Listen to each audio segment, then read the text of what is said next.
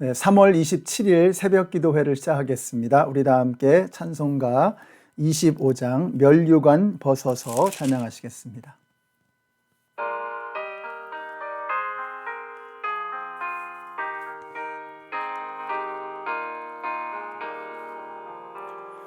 면류관 벗어서 주 앞에 드리세.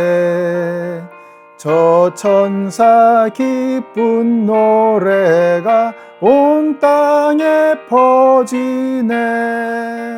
내 혼악 깨어서 주 찬송하여라. 온 백성 죄를 속하신 만왕의 왕일세. 면류관 벗어서 주 앞에 드리세. 그 손과 몸의 상처가 영광 중 빛나네. 하늘의 천사도 그 영광 보고서 고난의 신비 알고자 늘 흠모하도다. 면류관 벗어서 주 앞에 드리세. 온 세상 전쟁 그치고 참 평화 오겠네. 주 보좌 앞에서 온 백성 엎드려 그 한량없는 영광을 늘 찬송합니다. 아멘. 네, 오늘 우리에게 주시는 하나님의 말씀은 누가복음 6장 12절에서 16절까지의 말씀입니다. 그 무렵에 예수께서 기도하려고 산으로 떠나가서 밤을 새우면서 하나님께 기도하셨다. 날이 밝을 때에 예수께서 자기의 제자들을 부르시고 그 가운데서 12를 뽑으셨다. 그는 그들을 사도라고도 부르셨는데 12은 베드로라고도 이름을 주신 시몬과 그의 동생 안드레, 그리고 야고보와 요한과 빌립과 바돌로메와 마테와 도마와 알페오의 아들 야고보와 열심당원이라고도 하는 시몬과 야고보의 아들 유다와 배반자가 된 가룟 유다이다. 아멘. 네, 오늘 말씀은 예수님께서 제자들을 부르시는 장면입니다. 예수님을 따라오던 제자들은 이미 상당한 수에 이르게 되었을 것입니다. 그러나 그 중에서 예수님께서 특별히 가까이 하시며 가르치실 제자들을 세우시는 바로 그러한 장면입니다. 그리고 실은 이 사람들을 통해서 결국은 복음이 땅끝까지 퍼져가게 되었던 거죠. 그러니까 다시 말하면 예수님은 이제 복음 전파에 운명이 걸려있는 중대한 일을 이제 막 하시게 되는 것입니다. 바로 그때 예수님께서 어떻게 하셨나? 이력서를 보거나 면접을 하시거나 이런 게 아니고 예수님은 기도하러 가셨다는 것입니다. 예수님은 밤을 새우면서 하나님께 기도하셨다고 했습니다. 그리고는 날이 밝자마자 제자들을 모두 부르셨고 그 가운데서 12명의 제자들을 세우셨던 것입니다.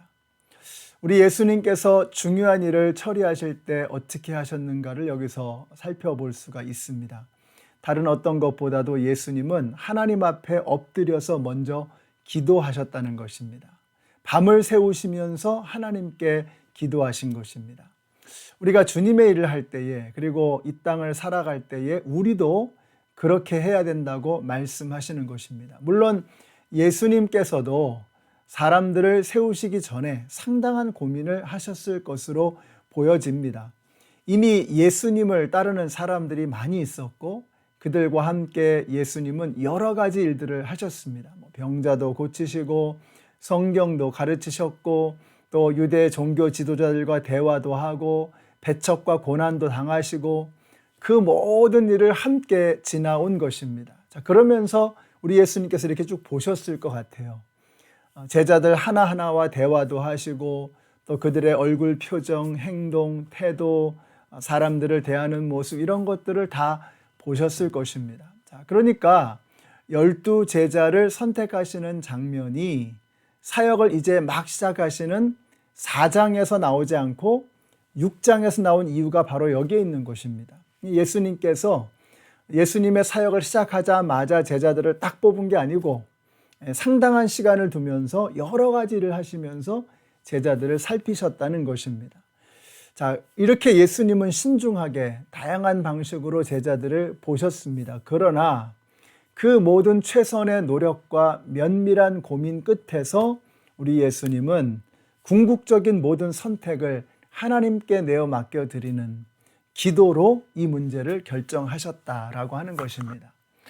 예수님은 사실 그렇게 하실 필요가 없으셨습니다. 그러나 그렇게 하신 겁니다. 우리도 그렇게 하라고 가르쳐 주시는 것이라고 저는 믿습니다. 그리고 그 제자들의 면면을 보면 참 우리가 이유를 잘 모르겠어요. 참 다양한 사람들이 그 안에 있습니다. 어떤 기준일까? 우리는 모르죠. 여기 보면은 못 배운 사람도 있고요. 성격이 까칠한 사람도 있고요. 세리 출신도 있고요. 그러니까 민족의 반역자 같은 사람이죠. 또 무력을 사용해서 독립운동을 하는 과격한 열심당원들도 있었습니다. 의심 많은 사람도 있었고요. 지나치게 소심한 사람도 있었고 또 어떤 사람을 보면은 정말 하나님께서 왜 이런 사람을 선택하셨나 이런 생각이 들 정도로 이유를 모르겠다 싶은 그런 사람도 있습니다. 심지어는 가룟 유다조차도 비록 예수님을 배반하는 용서받지 못할 죄를 짓기는 했지만 이렇게 보면은 주님께서는 다양한 사람들을 부르셨고 그 다양한 사람들에게 다양한 역할과 일들을 맡겨주셨다는 거예요. 심지어는 가룟 유다조차도 비록 예수님을 배반하였지만 그에게도 어떤 일정한 역할을 맡겨주셨던 것을 우리가 볼 수 있는 것입니다. 우리 연합장로교회 안에 있는 한 분 한 분, 저는 하나님께서 뜻하셔서 그 한 분 한 분을 부르셨다라고 믿습니다. 그리고 기왕에 우리가 하나님께 부름을 받았다면 우리가 가룟 유다처럼 말고 베드로처럼 요한처럼 또 도마처럼 목숨을 내어놓고 주님을 전하고 주님을 섬기는 그런 제자들이 되어야 할 줄로 믿습니다. 12명의 제자들을 주님께서 고심 끝에 기도 끝에 부르셨습니다. 그 한 사람 한 사람에게 맡겨져 있는 소중한 역할들이 있었고 모든 제자들은 그 일을 다 감당한 거죠. 심지어는 가룟 유다조차도 말이죠. 이제 이번 주일부터 대면 예배가 시작이 됩니다. 우리가 다시 서로 얼굴도 보면서 함께 예배 드리기 시작을 하는데 다시 우리가 만나게 될 때 다른 어떤 것보다도 하나님께서 우리 한 사람 한 사람을 다 뜻 가운데 당신의 계획 가운데 부르셨다라고 하는 이 믿음을 가지고 서로가 서로를 소중하게 그리고 서로를 향해서 반갑고 감사하고 기쁜 마음으로 함께 만나서 우리가 모두가 하나가 되어져서 한 마음으로 주님을 섬길 수 있는 우리 모두가 되시기를 우리 예수님의 이름으로 축원합니다. 기도하겠습니다. 하나님 감사합니다. 오늘 말씀을 통해서 제자들을 세우실 때에 예수님께서 고심하셨고 깊이 기도하셨고 하나님께 물어보셨다는 사실을 보면서 우리가 주님의 일을 감당할 때에 어떻게 해야 될지를 깨닫게 하셔서 감사합니다. 또 그 12명의 제자들 한 사람 한 사람에게 각자에게 맞는 사명을 맡겨주심으로 그들 모두를 통해서 주님의 영광을 드러내심을 보았습니다. 우리도 우리 연합장로교회 안에 있는 모든 성도님들 한 분 한 분이 하나님이 선택하여 불러 세우신 주님의 종들, 주님의 백성들임을 알고 서로가 서로를 귀하게 여길 수 있는 저희들 모두가 되게 하여 주시옵소서. 예수님의 이름으로 기도드렸습니다. 아멘. 네, 사랑하는 성도 여러분, 한 가지 부탁을 드리겠습니다. 우리가 이제 다시 서로 얼굴 보면서 예배 드리기 시작할 때에 이번 한 주 우리가 그렇게 서로 얼굴을 맞대고 얼굴을 바라보면서 함께 만나기 전까지 서로를 위해서 축복하고 기도하시는 그런 기도의 시간들을 가질 수 있게 되시기를 예수님의 이름으로 부탁드리겠습니다. 감사합니다.